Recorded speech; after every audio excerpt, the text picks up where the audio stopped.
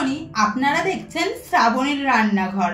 এই শীতে ফুলকপির তো অনেক রেসিপি খেয়েছেন, তবে একবার এইভাবে নিরামিষ মাঞ্চুরিয়ান করে খেতে পারেন ইভিনিং স্ন্যাক্সে। এভাবে করলে পেঁয়াজ ও রসুনের প্রয়োজনই হবে না। তাহলে চলুন ফুলকপির মাঞ্চুরিয়ান তৈরি করা যাক। আমি এখানে একটা ফুলকপি নিয়েছি। ফুলকপিটা ছোট ছোট করে কেটে নেব। এভাবেই এখানে একটা ফুলকপি পুরোটা কেটে জল দিয়ে ধুয়ে পরিষ্কার করে নিয়েছি। এবার ফুলকপিটা বয়েল করে নেব। এর জন্য কিছুটা জল দিয়ে গ্যাসের ফ্লেম অন করে দেব। এই জলে অ্যাড করব 1 চামচ লবণ ও ছোট ছোট করে কেটে রাখা ফুলকপি। ঢাকা দিয়ে 8 থেকে 10 মিনিট ফুলকপি বয়েল করে নেব। ফুলকপি এখানে বয়েল হয়ে গেছে। জল থেকে ছেঁকে তুলে একটি পাত্রে রেখে দেব। এবার এটিকে সাইডে রেখে একটি বাটিতে 1 চামচ ময়দা ও 1 চামচ কর্নফ্লাওয়ার নেব। এর সাথে অ্যাড করব 1 চামচ লঙ্কা গুঁড়ো, 1/2 চামচ হলুদ গুঁড়ো, 1 চামচ কাশ্মীরি লঙ্কার গুঁড়ো, 1/2 চামচ গরম মশলা ও 1 চামচ আদা কুচি। খুব ভালো করে মিক্স করে নিচ্ছি। এবার অল্প অল্প জল দিয়ে একটি ব্যাটার রেডি করে নেব। দেখতেই পাচ্ছেন কতটা স্মুথ হয়েছে। এবার এখানে বয়েল করে রাখা ফুলকপি দিয়ে মিক্স করব।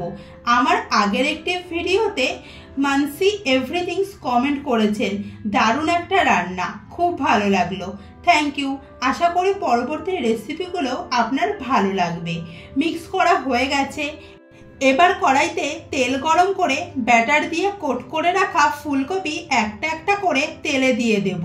সাথে সাথে নাড়বো না, তাহলে ফুলকপি থেকে ব্যাটার ছেড়ে দেবে। তেলে একটু সেট হওয়ার পর উল্টে পাল্টে গোল্ডেন করে ভেজে নেব। আপনি যদি আমার ভিডিও প্রথম দেখে থাকেন তাহলে অবশ্যই চ্যানেলটি সাবস্ক্রাইব করে দিয়ে পাশে থাকা বেল আইকনটি প্রেস করে অল করে দেবেন। পরবর্তীতে আমি যখনই কোনো রেসিপি শেয়ার করব সবার আগে আপনি দেখতে পারবেন। এভাবেই বাকি সব ভেজে তুলে নিচ্ছি।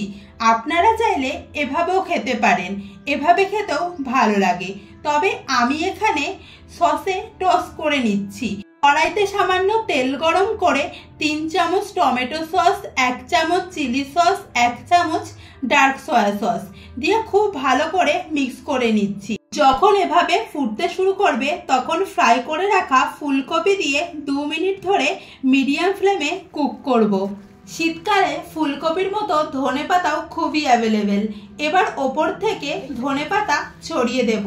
তাহলেই রেডি একদম নিরামিষ ফুলকপির মাঞ্চুরিয়ান। তাহলে রেসিপিটি কেমন লাগলো অবশ্যই কমেন্ট করে জানাবেন। দেখা হচ্ছে নতুন কোনো ভিডিওতে নতুন কোনো রেসিপি নিয়ে।